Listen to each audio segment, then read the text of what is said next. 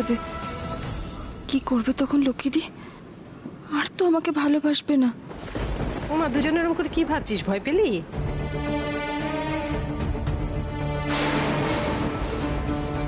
কিছু কি লুকোচ্ছিস? না, কিছু লুকোচ্ছি না তো। হ্যাঁ মা, কি লুকোবো আমরা? কিছুই লুকোয়নি।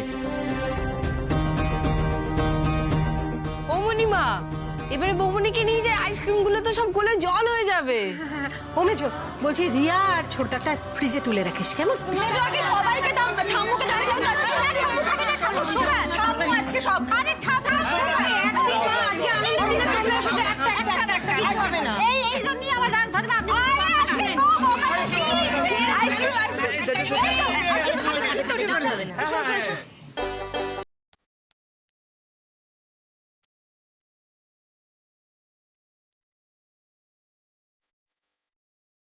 শ্বশুরের ভিটে বলে কথা বলো, সেখানে যে আবার সসম্মানে ফিরে আসতে পেরেছি, এটাই মা লক্ষ্মীর অনেক বড় কৃপা গো।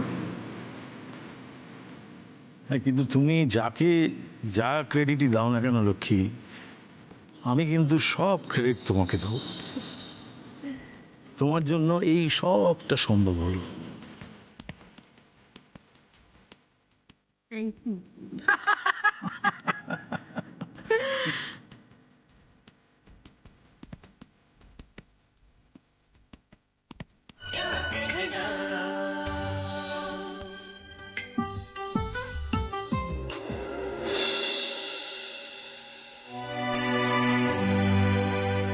উফ, বাহ, কতদিন পর নিজের ঘরে ঢুকলাম।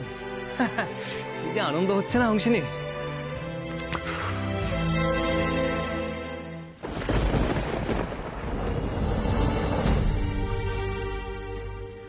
কি হলো অংশিনী?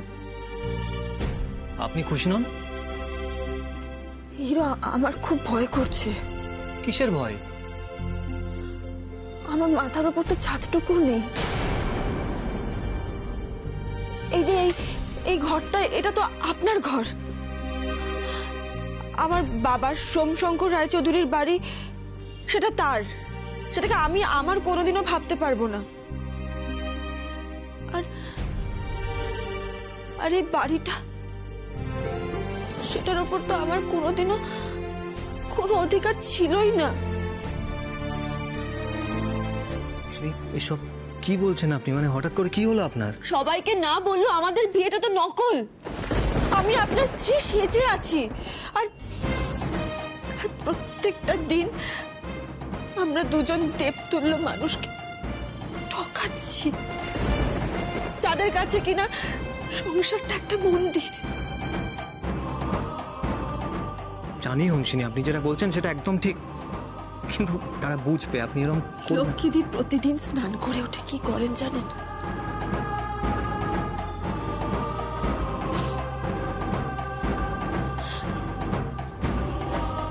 আয়নার সামনে গিয়ে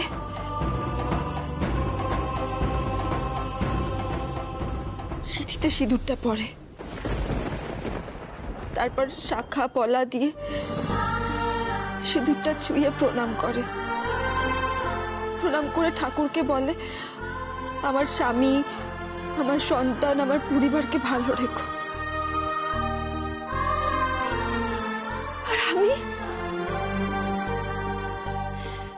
দুলালবাবু লক্ষ্মীদের কাছে সিঁদুর, শাখা পলার, সংসার, স্বামী, যে জিনিসগুলো সব থেকে বেশি ইম্পর্টেন্ট, আমি সেগুলো নিয়ে ছেলে খেলা করছি। আপনি ছেলে খেলা করছেন না অংশিনী। দুলালবাবু, আপনি আমার স্বামী নন। আমি এই সিঁদুরটাকে আপনার মঙ্গল কামনার জন্য কখনো পড়িনি, জাস্ট লোক দেখানোর জন্য পড়েছি, প্রতিদিন পড়ছি। আমি লক্ষ্মীদের সন্তান কিনে ছেলে খেলা করছি, এই সংসারটা কিনে ছেলে খেলা করছি, শুধুমাত্র নিজের স্বার্থে। দেখুন অংশিনী, আপনি যা করছেন তাতে কারোর কোনো ক্ষতি কিন্তু হচ্ছে না। হয়তো হচ্ছে দুলালবাবু, আমার জন্য আজকে আপনি, লক্ষ্মীদি, আঙ্কেল, এই বাড়ির প্রত্যেকটা মানুষ জেনে না জেনে হলেও অনেক স্যাক্রিফাইস করেছেন, এটাই সত্যি। যারা আমাকে আগলে রাখার চেষ্টা করছে, আমি তাদের সাথে জালিয়াতি করছি।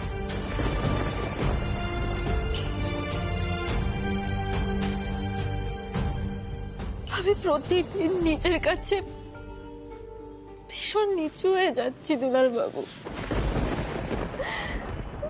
আপনি ভালো মানুষ, আপনাকে দিয়ে তাই আমি এত বড় একটা মিথ্যে বইয়ে নিয়ে যাচ্ছি। কি ভীষণ স্বার্থপর আমি আমি আমি কি সুবিধাবাদী একটি মেয়ে। জি জি জি। প্লিজ আপনি একটু শান্ত হন, প্লিজ অংশিনী। মেজকার সাথে লক্ষ্মীদের যে লড়াইটা, যে দ্বন্দ্বটা, সেটা তো জালিয়াতি নিয়ে, তাই তো? হ্যাঁ, সেই লড়াইটা জেতার নেশায় আমি ভুলে গেছিলাম যে আমিও লক্ষ্মীদের সাথে যেটা করছি সেটা জালিয়াতি। আজকে লড়াইটা জেতার পরে আমি বুঝতে পারছি, আজকে যদি মেজকা লক্ষ্মীদের কাছে চড় খায় তাহলে সেটা আমার সাথে হওয়া উচিত।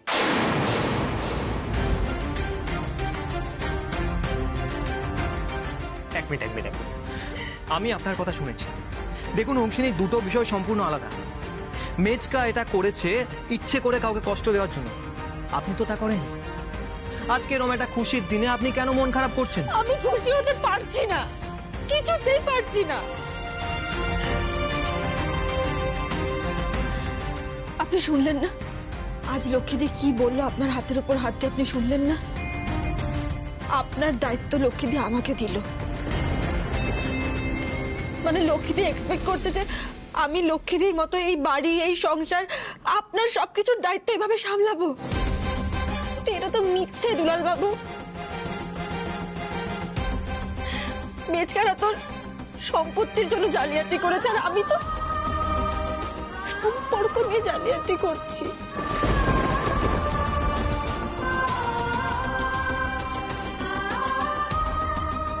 দেখুন অংশিনী, আপনার কিন্তু টার্গেটটা অনেক বড়।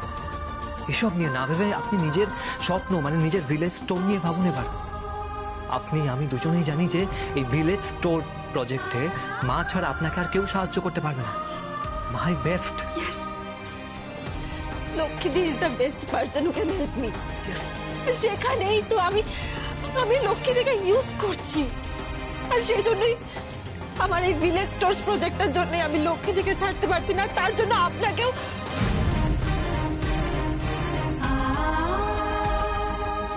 অংশিনী, আপনি যে স্বার্থপর নন এবং হতেও পারবেন না সেটা আমি খুব ভালো করে জানি।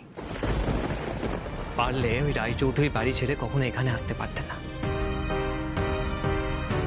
আর আমার মনে হয় আমার চেয়েও আপনি মাকে অনেক বেশি ভালোবাসেন, আর মাও আপনাকে খুব ভালোবাসে অংশিনী।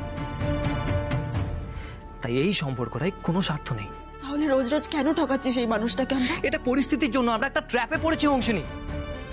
দেখুন, আমাদের এই ট্র্যাপ থেকে বেরোতে গেলে নিজেদেরকে একটু সময় দিতে হবে। এই মিথ্যেটা না বললে হয়তো এর থেকেও খারাপ কিছু করতে পারতো। কিন্তু আমাদের বিয়েটা যে মিথ্যে সেটা তো লক্ষ্মীদিকে জানানো উচিত। হ্যাঁ, অবশ্যই জানানো উচিত। সেটা জানানোর মতো সঠিক সময় এটা নয়। আমি আজই লক্ষ্মীদিকে বলবো। না, লক্ষ্মীদিকে আমি আজই সবটা জানাবো। না, আমি আর হংসিনী। পারছি না এই মিথ্যেটা বলে নিয়ে বেরোতে। এই মিথ্যেটা আমাকে কুড়ে কুড়ে খাচ্ছে দুলাল বাবু। আমি আজকে আমি লক্ষ্মীদিকে আপনার কাছে হাত জোড় করছি অংশিনী। যা হবে হবে, প্লিজ দুলাল বাবু অংশিনী, শুনুন। অংশিনী এরকম করবেন না।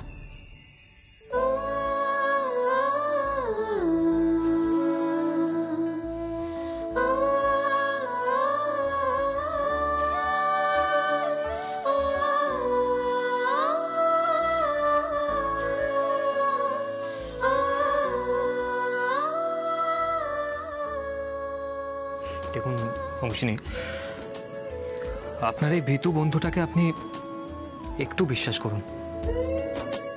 মাকে মিথ্যে বলতে আমারও মন সায় দিচ্ছে না, কিন্তু এখনই সময় না। সময় এলে আমরা সবটা মাকে জানাবো।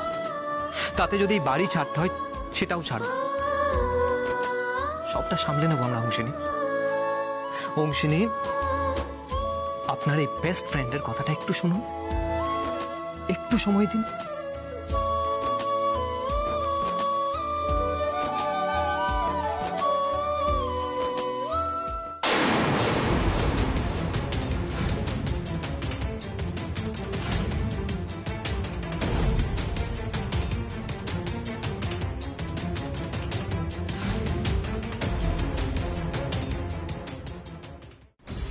সরি সরি সরি সরি আমি বুঝতে পারিনি তোমরা এত সুন্দর করে রোম্যান্স করছিলে। এই I am sorry Dulal, Hangsini I am sorry. এই রে, বৌদি কি সব শুনে ফেললো? তাহলে তো আজকেই সারা শহর জেনে যাবে মা তো কোন ছাড়। আমি চলে যাচ্ছি। না, কোথায় যাচ্ছ তুমি?